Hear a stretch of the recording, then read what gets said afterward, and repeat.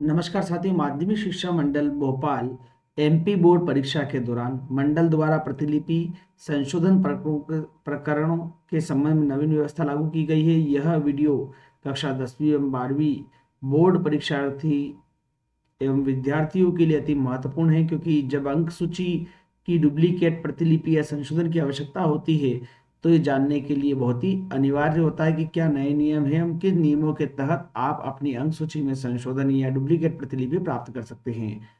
तो कृपया इस वीडियो तक को अंत तक जरूर देखें।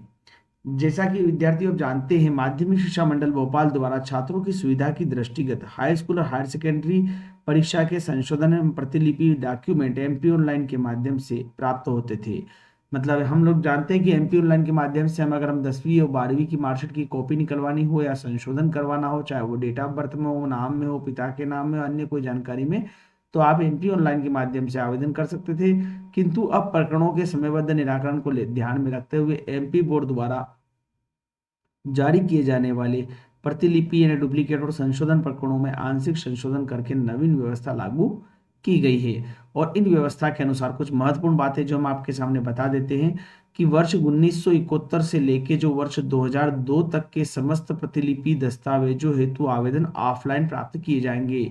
अर्थात यदि आपने एमपी बोर्ड की परीक्षा चाहे वो 10वीं की हो चाहे वो 12वीं की हो 1971 से 2002 के बीच में दी है, और अगर आप अपने मार्कशीट की डुप्लीकेट प्रतिलिपि चाहते हैं या कोई संशोधन करवाना चाहते हैं तो ये आवेदन ऑनलाइन मान्य नहीं है। 2002 तक के आवेदन आपको मंडल में जाकर ही ऑफलाइन रूप से जमा करवाना होंगे।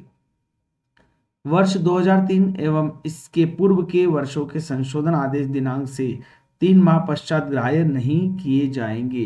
यानी कि वर्ष 2003 और इसके पूर्व के वर्षों के संशोधन आदेश दिनांक से 3 माह पश्चात ग्राह्य नहीं किए जाएंगे। यानी कि 2003 तक के जो आपके 2003 के पहले के जो मार्कशीट है और उनमें अगर आप संशोधन करवाना चाहते हैं या कोई भी डुप्लीकेट प्रतिलिपि प्राप्त करना चाहते हैं तो ये आदेश जो है जनवरी 2023 में निकला था, तो इस आदेश के तहत उसके 3 माह पश्चात ये जो है ग्राह्य नहीं किए जाएंगे। यानी कि आपको इसके पहले पहले ही उनका संशोधन करवा लेना होगा। वर्ष 2003 या उसके पश्चात के वर्षों संबंधित प्रतिलिपि दस्तावेज एवं संशोधन संबंधी आवेदन पूर्ववत ऑनलाइन प्रक्रिया के माध्यम से प्राप्त किए जाएंगे। यानी कि आपकी अगर 10वीं 12वीं या अन्य कोई एमपी बोर्ड की डिग्री जो है 2003 के पश्चात हुई है और अगर आप डुप्लीकेट प्रतिलिपि चाहते हैं या आप कोई संशोधन करवाना चाहते हैं तो आप ऑनलाइन आवेदन कर सकते हैं। तो एमपी बोर्ड द्वारा यह सूचना जारी की गई है तथा सर्वसम्मति को सूचित किया जाता है कि वर्ष 2003 एवं उसके पूर्व की परीक्षा में सम्मिलित हुए जो आवेदक अपने अंक सूची या प्रमाण पत्र में संशोधन कराना चाहते हैं वे विज्ञप्ति प्रसारण दिनांक से 3 माह की अवधि में संशोधन हेतु मंडल में आवश्यक रूप से आवेदन दे। 3 माह की अवधि के पश्चात संशोधन संबंधी कार्रवाई की जाना संभव नहीं होगी। जैसा कि यहाँ पर स्पष्ट किया गया है, यानी कि आपकी 2003 के पहले की 10वीं 12वीं या एमपी बोर्ड की कोई डिग्री है और अगर आप उसमें किसी प्रकार का संशोधन करवाना चाहते हैं तो ये जो सूचना जारी की गई है 31/1/2022 को जारी की गई थी, उसके बाद अब आप जो है इसको 3 महीने के अंदर, यानी कि अब आज की स्थिति में देखा जाए तो अब आप 2003 के पहले की डिग्रियों में संशोधन नहीं करवा सकेंगे। प्रतिलिपि दस्तावेज में संशोधन के लिए आवश्यक निर्देश को और देखते हैं ध्यान से।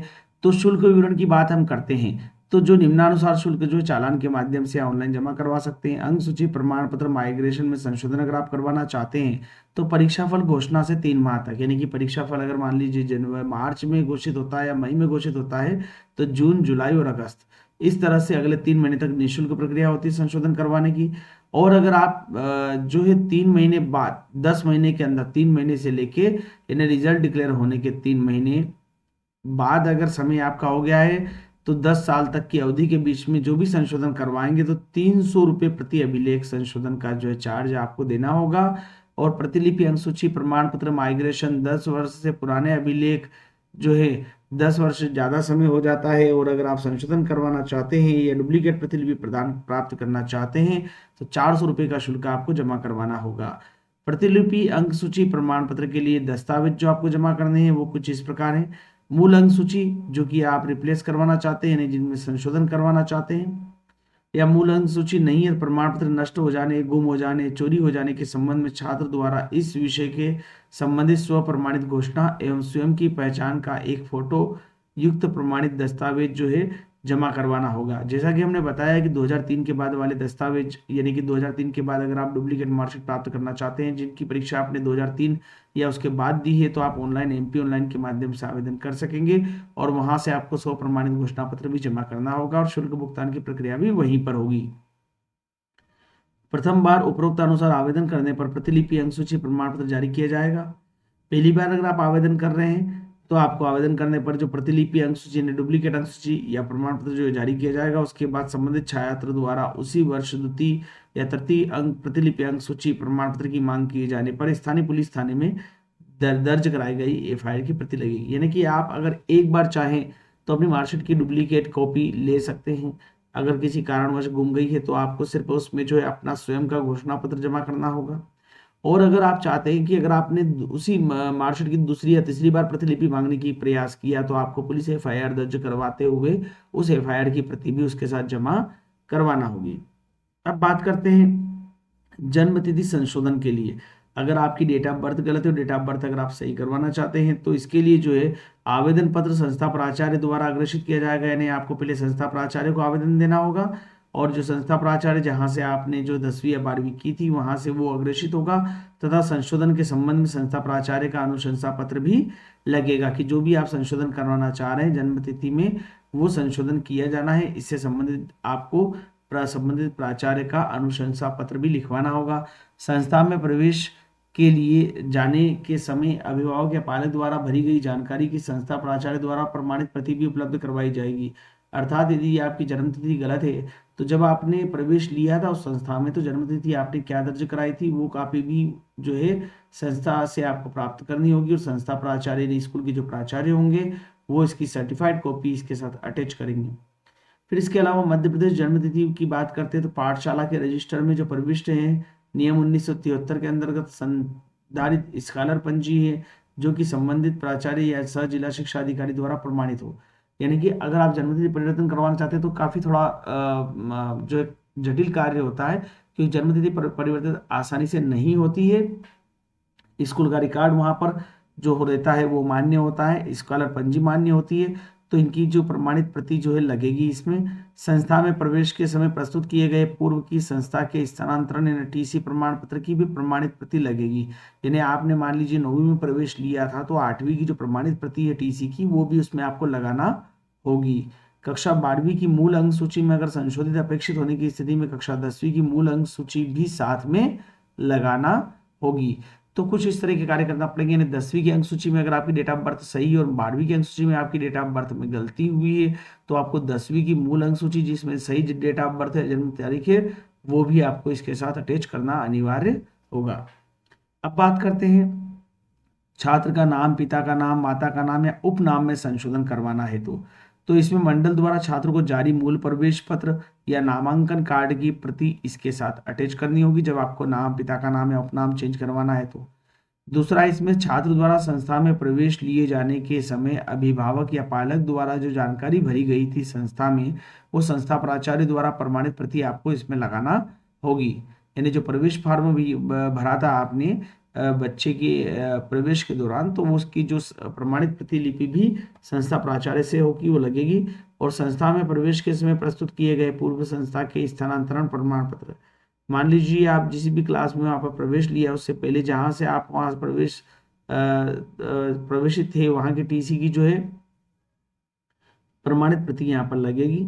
संस्था प्राचार्य जिला शिक्षा अधिकारी द्वारा प्रमाणित दाखिल खारिज पंजी यानी स्कॉलर रजिस्टर की कॉपी भी इसमें लगेगी और शाला छोड़ देने के पश्चात की गई संशोधन की कार्रवाई दस्तावेज में ओवर राइटिंग होने पर उसे मान्य नहीं किया जाएगा।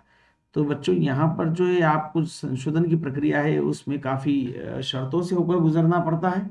कोशिश करें कि संशोधन आपका 8वीं 9वीं में हो जाए, 10वीं और 12वीं में संशोधन की आवश्यकता ना हो। फोटोग्राफ में अगर संशोधन करवाना है तो भी प्राचार्य द्वारा अग्रेषित होगा। और प्रवेश पत्र या नामांकन कार्ड की कॉपी अगर आपको लगाना पड़ेगी जिसमें आपका फोटो अंकित हो, है ना। उसके अलावा आपको जिला शिक्षा अधिकारी या संस्था प्राचार्य द्वारा जो प्रमाणित फोटो की अग्रेषित आवेदन के साथ लगाना होगा। फोटो संशोधन मात्र 1 वर्ष की समय सीमा में ही मान्य किया जाएगा। यानी कि 1 वर्ष के बाद अगर आप अपने मार्कशीट में फोटो संशोधन चाहते हैं तो वैसा नहीं हो पाएगा। वर्ष 2014 के पूर्व की अंक सूचियों में संशोधन हेतु जिला शिक्षा अधिकारी और प्राचार्य द्वारा प्रमाणीकरण के आधार पर दिसंबर 2015 तक संशोधन मान्य किया जाएगा। तो संशोधन की जो प्रक्रिया है 2014 के पूर्व वाली तो मतलब असंभव सी हो जाएगी, अब वो तो नहीं हो पाएगी। और अगर आप चाहते हैं तो आपको जिला शिक्षा अधिकारी द्वारा ही इसकी कार्रवाई करवाना होगी। अगर नामांकन क्रमांक में संशोधन करवाना चाहते हैं तो संस्था प्राचार्य जो का आवेदन अग्रेषित होगा, मंडल द्वारा जारी प्रवेश पत्र नामांकन कार्ड की कॉपी लगेगी। परीक्षार्थी ने यदि मंडल परीक्षा में सम्मिलित होने से पहले नामांकन नहीं कराया है तो ऐसे प्रकरणों में नामांकन क्रमांक दर्ज नहीं किया जाएगा। तो इस प्रकार कुछ विशेष जानकारी थी जो कि आपको 10वीं 12वीं की अंक सूचियों में संशोधन करवाने के लिए अनिवार्य पता होना चाहिए। अगर आपको वीडियो अच्छा लगा हो तो कृपया हमें लाइक करें, कमेंट करें, शेयर करें और चैनल को सब्सक्राइब करना ना भूलें। और अगर इससे संबंधित कोई समस्या है, कोई प्रश्न है तो आप हमें कमेंट बॉक्स में कमेंट करके पूछ सकते हैं। धन्यवाद। जय हिंद।